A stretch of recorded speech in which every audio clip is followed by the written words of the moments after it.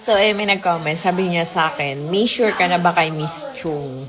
So, marami nagko-comment sa akin ito ngayong umaga. As in, sobrang dami nagko-comment. And magsasagot ko talaga, sure na sure ako dun sa tao. Kasi alam niyo, siya yung tipo ng tao na totoo lang. Tapos, parang katotohanan lang yung lumalabas sa bibig. Hindi mo makikita na nag-iimbento, gumagawa-gawa ng kwento. Hindi siya ganung tao. And yun yung nagustuhan ko rin at the same time kay Habibi. Ayan, yun sa aking isa pang friend na strong ang personality. And yung personality na nakita ko kay Habibi, nakita ko rin kay Miss Chung. And isa sa nagustuhan ko sa kanya, hindi kasi siya parang isip bata. Hindi siya ganun, as in. Parang kahit na, for example, yung friend niya, kaibiganin yung kung sino man, ganyan. Eh, hinahayaan lang niya. Minsan siya pa yung nag-a-adjust, as in, sa totoo lang, yun. Siya pa yung nag-a-adjust. So, sa mga nagko-comment na ako yung dahilan, ako yung parang nagpupush na parang mag-issue-issue, ganyan, or what. Alam niyo ba, pag pumupunta dito si Miss Chung, ang usapan lang talaga namin is purely kalokohan, tawa lang kami ng tawa, food trip kami, magko-content, tapos yung nga, nag-video siya, pinopromote niya yung mga business ko. Talagang malaking tulong for me. Naprinangka nga nun ako, sabi niya, nung unang punta daw niya, kasi nga diba nung titingnan niya yung warehouse, akala daw niya is maboboard daw siya. Kasi nga, ang first impression daw niya sa akin, before, nung bago niya pa ako ma-meet, is para iba daw ugali ko. Kasi nga yun yung nakikita niya sa social media, yung patola na Rosmar, ganun. Tapos, akala daw niya ma-awkwardan siya or tatamarin. Pagtingin ng warehouse, diretso uwi, ganyan. Pero nagulat daw siya na inabot na siya ng gabi kasi nga sobrang nagustuhan niya daw talaga yung ugali ko, ganun. And isa sa nagustuhan ko sa kanya, sobrang niya, yung parang no filter talaga. Yung parang makikita mong totoong tao siya, ganun. Parang wala siyang pakialam sa pangbabash kahit ang daming nagsasabi na, wag mong dikitan si Rosmar kasi ganto yan. Kasi yung mga bashers ko, yung mga parang mga online digital footprints daw na sinasabi nila, ganyan na ganto ako before, ganyan ako before. So, siya, hindi niya inisip yun. Yung mga past issues ko dati, sabi ko nga sa inyo, never ako nagsimula ng kahit anong issue. Pero ako yung tipo ng tao na talagang patola noon. Na pagka kinanti mo ko, asa rin talaga kita. Parang ganun yung ugali ko before. And yun, inintindi niya yun. And sabi nga niya, lahat naman ng tao is nagkakaroon ng character development, ganyan. Sobrang natouch ako dun. In a way na kahit na binabash siya ng tao, dahil nga dumidikit siya sa akin, ganun.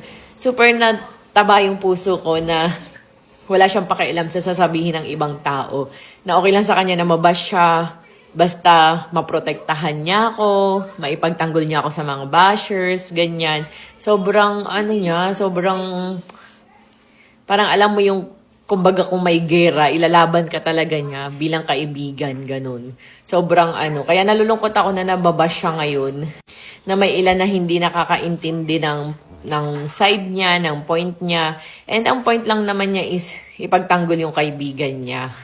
Alam niyo ba, sobrang maintindihin talaga niya. Like parang, na parang sasabihin niya nga na wag na nga lang mag-post, ganun. Wag na nga lang i-upload. Sobrang maintindihin niya talaga in a way na ayaw niya makasakit ng feelings ng iba. Ganun siya. Sa totoo lang. Pero syempre, pag nga kaibigan, talagang solid-solid siya. And ipaglalaban, ipagtatanggol ka talaga niya. Alam nyo, kaya rin siguro maraming content sa akin si Miss Chung lately. Kasi, kumbaga mas naano siya na nagko-comment yung mga tao na parang dinadown ako, ganyan. Dahil nga, kaibigan kami, ganyan. Sabi ko nga, solid siya maging kaibigan. Kumbaga nasaktan siguro siya. Tapos kaya lalong parang gusto niyang patunayan na okay talaga kasi siya yung nakakakita sa akin, siya yung nakakakwentuhan ko araw-araw. As in, para kami magjowa niyan. Na magkausap kami madalas sa cellphone, ganun. Pero yung pinag-uusapan namin, guys, hindi issue, hindi yung mga enemy or what. Basta tawa lang kami ng tawa, puro lang kami kalokohan. Hindi, kung iniisip niya na matanda na kasi kami, ewan ko kung sino mas matanda sa amin, siya ata or ako, basta ganun, parang 30 plus na kami. So, medyo siguro dumating yung time na medyo matured na rin talaga kami mag-isip na hindi na yung puro issue yung pag-uusapan, ganyan. Parang, paano ko ba explain? Basta parang hindi kami ganun. And may time pa nga na nakwento niya sa akin, di ba, na ini-issue nyo na. Alam nyo ba, parang may time pa na nabanggit niya sa akin na parang Kasi nga, gusto niyo nga tulungan yung isa, na mag-live-live, ganyan. Parang inoferan pa niya, ganun, kahit na okay na kami, friendly na kami. Sa akin, wala naman yun. Kumbaga, parang, ang sa akin is, kung gusto niya, wala namang problema. Kasi, kumbaga, friend kami at labas naman yung ibang tao doon. Kung may kaaway man ako, kung may kaibigan, o kung ayaw ko man sa isang tao. Hindi ka, kumbaga, labas siya doon eh. Kaya, kumbaga, labas din ako doon. Parang gano'n. Kaya, kumbaga, sabi ko sa kanya, kumbaga, nung time na nabanggit nga niya na ikwento sa akin, wala akong reaction. Parang, okay lang sa akin. Kasi hindi kami ganun na parang pagkaaway, kunyari kaaway mo, dapat kaaway ko na rin, ganyan. Alam niyo, hindi kami ganun. And meron din akong nakausap din na isang tao na ayoko na nga lang banggitin. 3 tao pala. So, ganun. May nakausap na rin naman akong 3 tao na yung mga tamang chikahan, ganun. So, hindi din siya parang bias talaga na sasabihin niya na, uy, dapat ganito, kampi tayo kay ganito. Walang ganun. Walang ganun. As in, nung magkasama kami, tamang content lang, ganun. Tapos kita nyo nga, nag-ikot-ikot kami, pumunta kami sa spa, nagpa-spa kami, ganyan, nag-food trip kami dito, chika-chikahan lang, ganyan. Tapos, yung about business, ganun kasi siya. And alam nyo ba, lagi niyang sinasabi na, yun nga, ako nga daw is, para lang daw akong tuod sa gedli.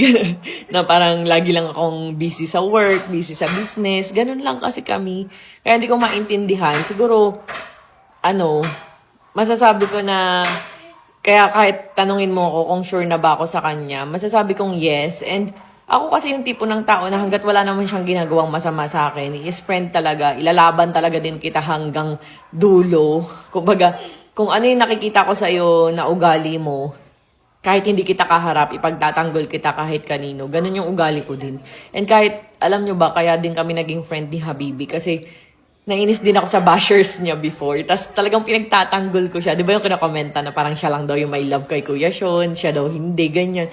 Tapos nakita niya baliktad din sa amin na parang ako yung love na love ng asawa ko, na ako yung hindi masyadong clingy, ganun.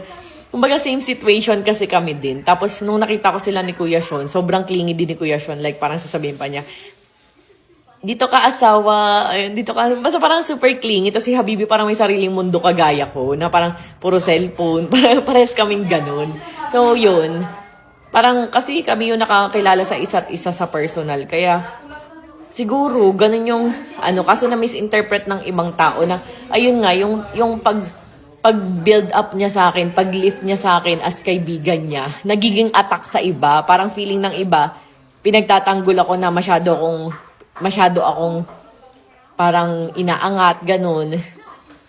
Pero in fact, lang naman, kumbaga, gusto lang niya na, kasi nga naiinis siguro sa, ganun naman, di ba? Pag may kaibigan tayo, tapos parang yung kaibigan natin, binabash, nakita na natin yung tunay na ugali ng kaibigan natin. So, syempre, ganun. Kaya sa totoo lang, ayoko na rin talaga mag-video. Sabi ko rin talaga sa kanya, wag nang pumatol, hayaan na lang, ganyan. Kasi, di ba, peaceful era kami. Kumbaga, masaya lang kami, ganyan. So, lagi ko na sinasabi sa kanya yun.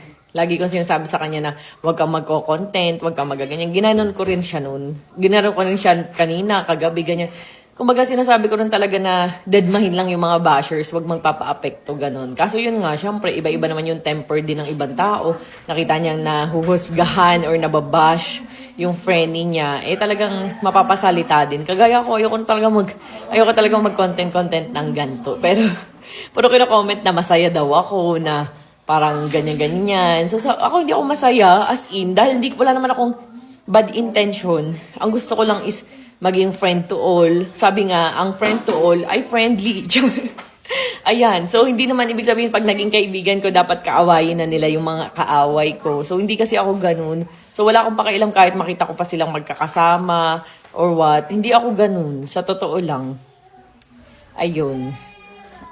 Basta isa lang yung masasabi ko, mabait na tao yan si Miss Chung din talaga.